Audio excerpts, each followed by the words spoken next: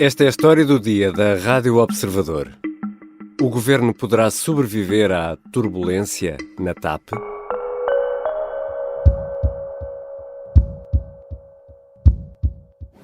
Portanto, não faz sentido neste ambiente falar periodicamente de dissolução. Em Mursa, Marcelo Rebelo de Sousa falava esta segunda-feira sobre a forma como o caso TAP está a afetar o governo. O Presidente da República para já mantém tudo como está. Pedro Nuno Santos já não é ministro, mas as contradições em que tem sido apanhado estão a causar grande impacto no governo e até no PS. E António Costa estará furioso com o seu potencial sucessor. Vou conversar com a jornalista da secção de Política e grande repórter do Observador, Rita Tavares. Eu sou o Ricardo Conceição e esta é a história do dia.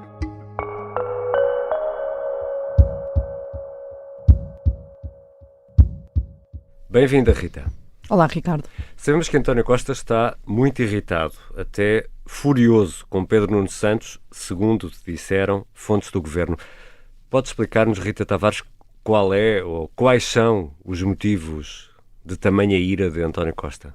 Esses motivos são descritos de dentro do governo e que estará a ser agora o sentimento de António Costa relativamente a Pedro Nuno e passam por essa fúria, não é? Essa fúria relativamente ao ex-ministro, de quem já foi bastante próximo e teve uma estima política que foi muitas vezes reforçada por ambos, publicamente, mas neste momento António Costa acha que Pedro Nuno Santos, por aquilo que nos contaram, desapareceu deste palco de combate. A expressão usada é mesmo desaparecido em combate, deixando o governo exposto à crítica generalizada. A semana que passou foi intensa na Comissão Parlamentar de Inquérito à TAP e ao caso Alexandra Reis, e António Costa acaba por ter dado sinais que foram aqui referidos por fonte do governo ao Observador, de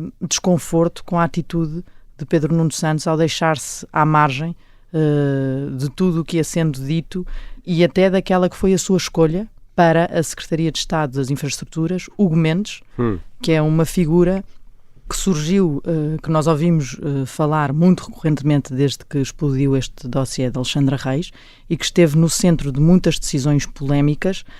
Foram conhecidas mais duas na última semana e o que acontece agora é estes sinais que vão sendo dados para fora do governo de tentativa de descolagem desse assunto que queima e quando a casa está verdadeiramente a arder, há aqui esta tentativa de se pôr de parte deste assunto. Mas Rita, falaste aí de Hugo Mendes.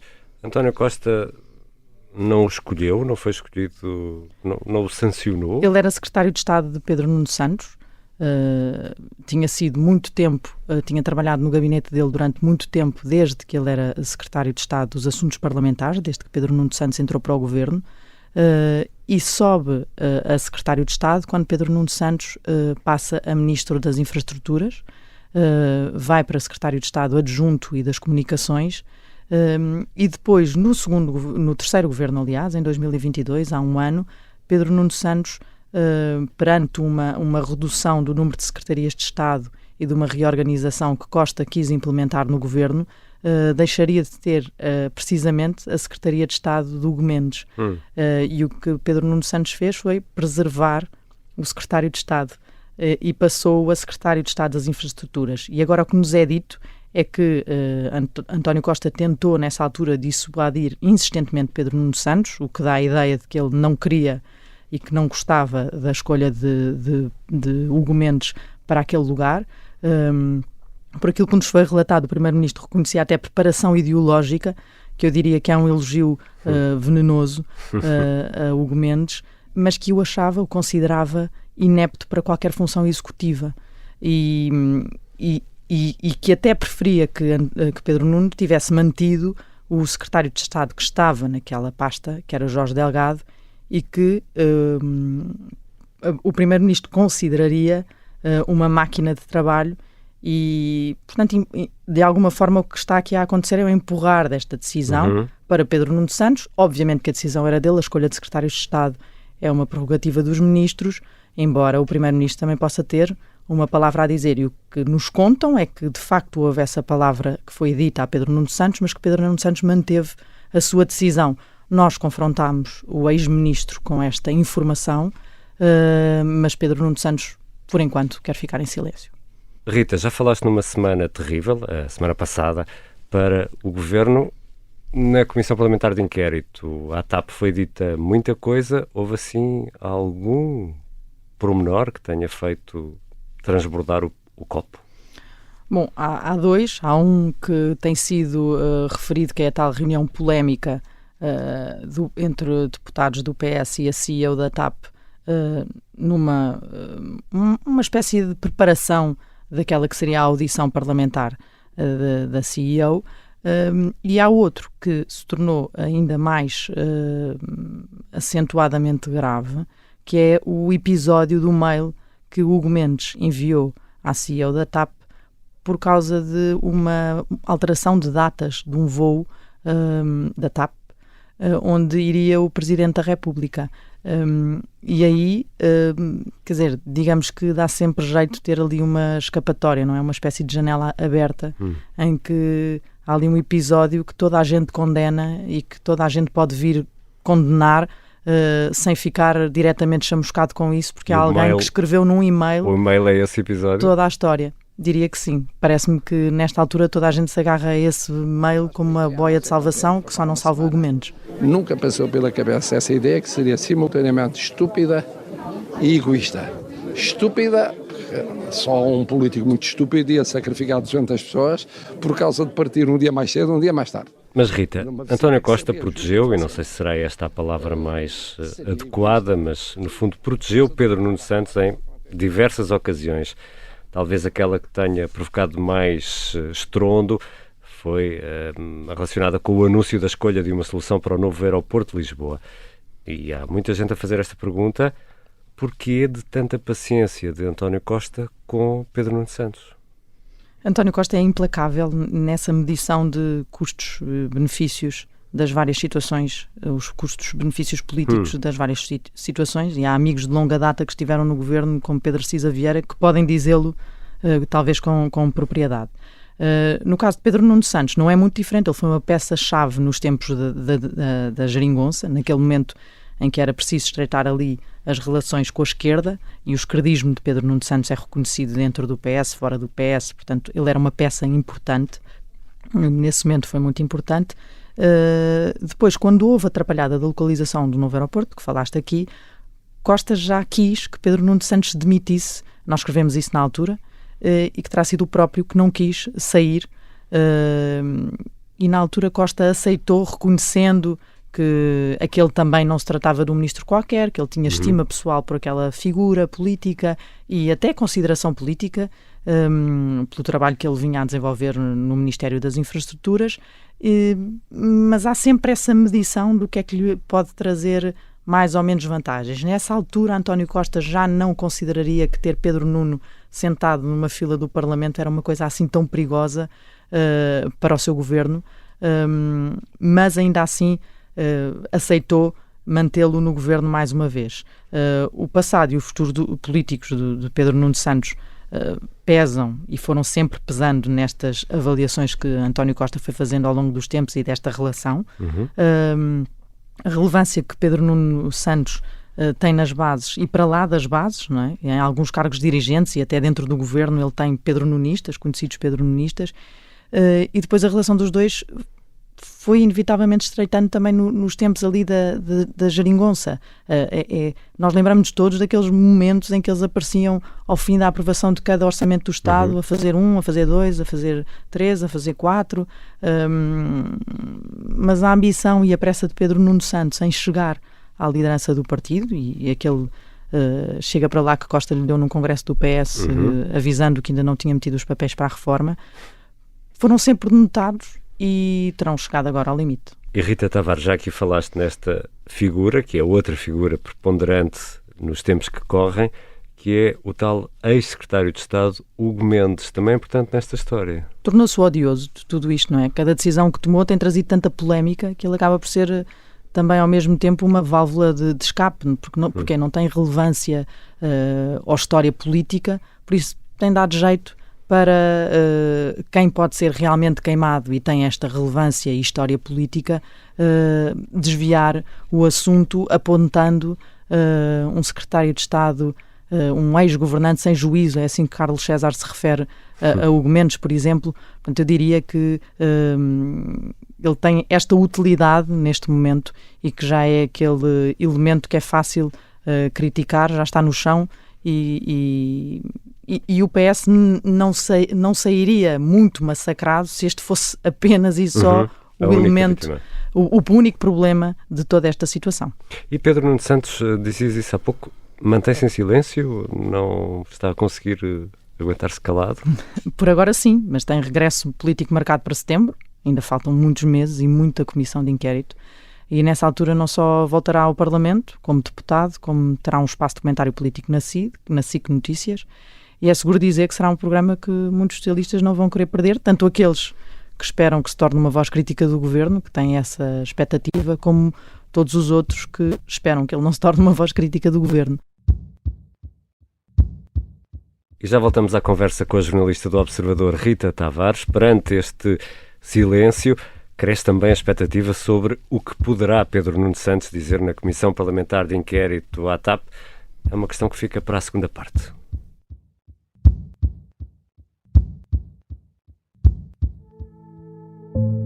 Esta terça-feira fica disponível o 5º episódio do podcast O Sargento na Cela 7, uma série em podcast do Observador. Vamos mergulhar na operação secreta lançada também, e o também aqui é importante, para salvar prisioneiros de guerra portugueses na guerra em África.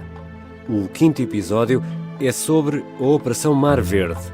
O Sargento na Cela 7 é uma série em podcast disponível no site do Observador e nas habituais plataformas, e os episódios saem sempre à terça-feira. Para a semana, sai o último.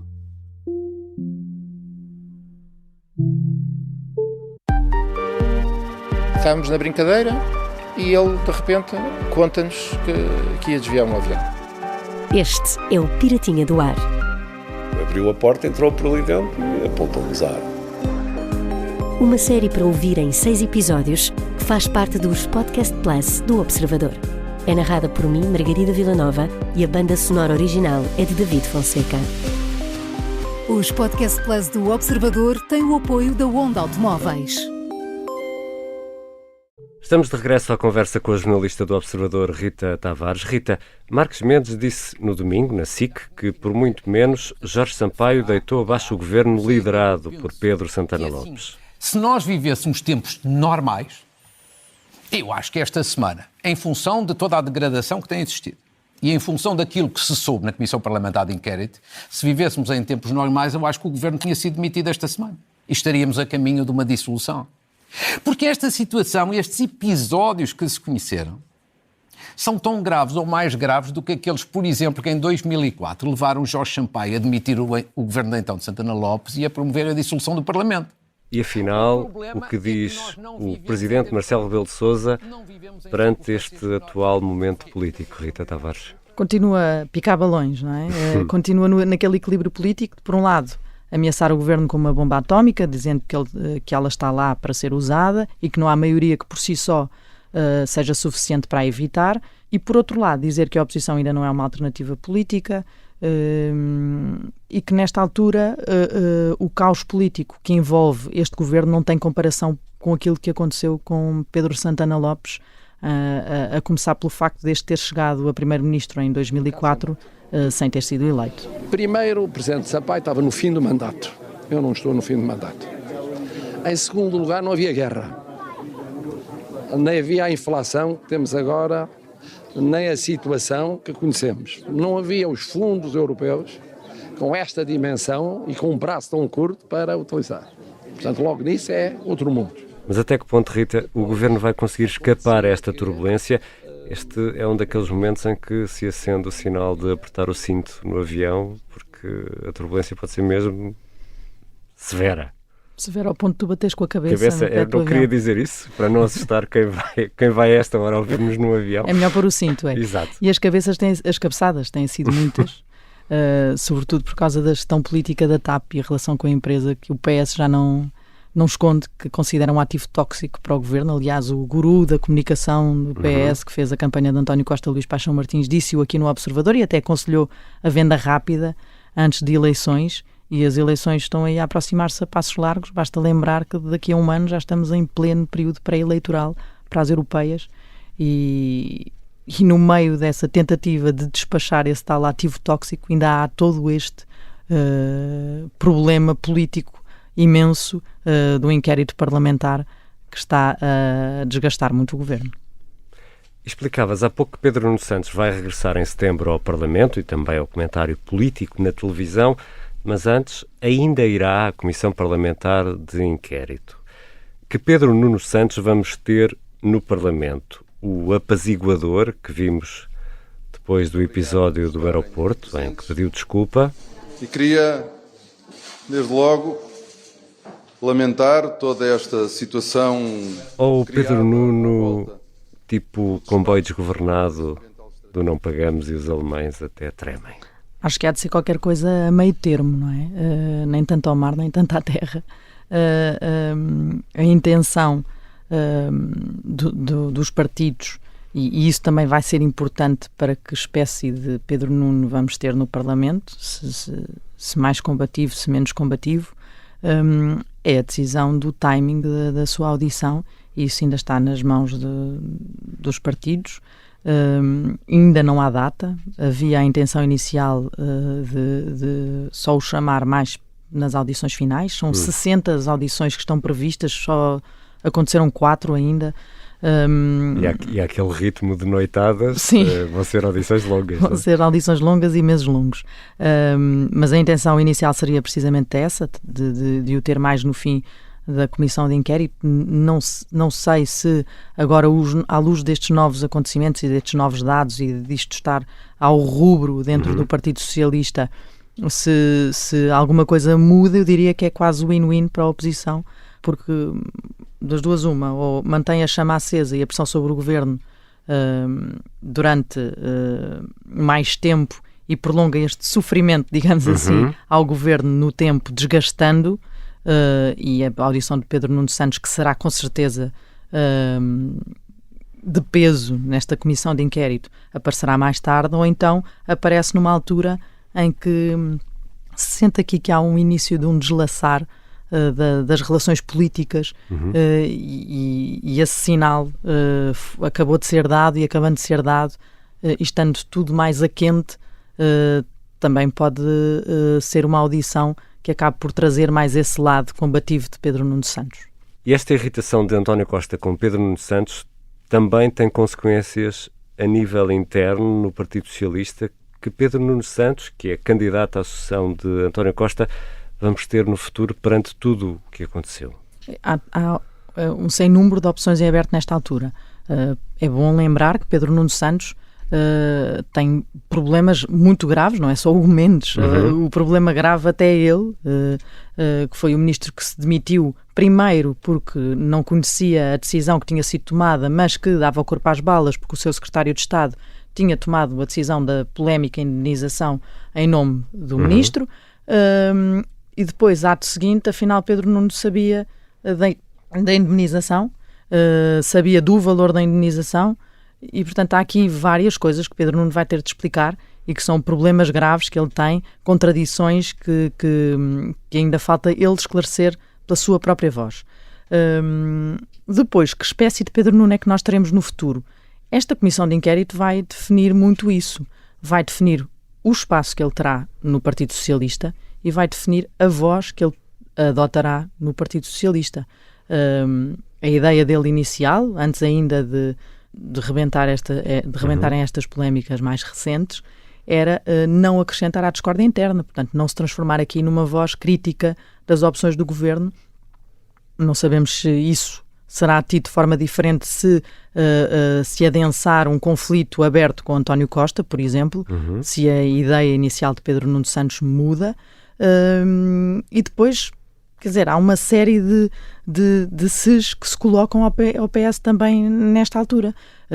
É importante aferir agora nos próximos tempos e no próximo ano, diria, se estas mazelas são suficientes para encostar Pedro Nuno Santos às boxes e nem sequer descolar na pista para a liderança do PS, ou se por outro lado tudo isto pode até unir mais o partido à sua volta, e naquela lógica do nós contra eles, e basta ver como o presidente do partido veio fazer declarações apontando a suposta omissão que está a ser feita aos lucros apresentados pela TAP e elogiar a gestão da tutela, portanto Pedro Nuno Santos, que era ele que exercia essa gestão política, ou mais complexo ainda do que isto tudo, se esta situação pode dividir o PS. Esse perigo será que existe? Por exemplo, tivemos aqui um exemplo claro esta segunda-feira de Santos Silva a admitir que a tal reunião polémica entre deputados do PS e a CEO da TAP não foi uma boa ideia, não voltará a acontecer,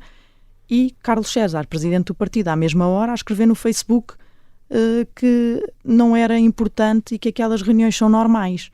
Portanto, será que este caso não acaba por ser aqui o centro de uma sucessão de divisões e de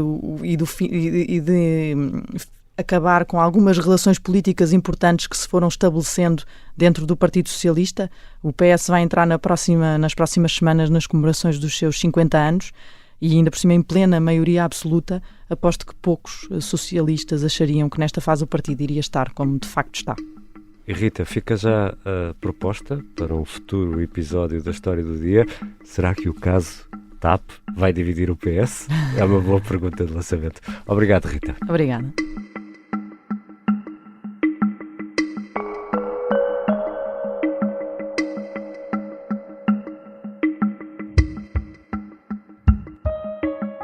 Rita Tavares é jornalista da secção de política e grande repórter do Observador. Acompanha normalmente a vida do Partido Socialista e do Governo. Esta foi a História do Dia. Os sons que ouvimos de Marcelo Rebelo de Sousa e Marcos Mendes foram registados pela SIC. E o som da memória do pedido de desculpas de Pedro Nuno Santos é da RTP.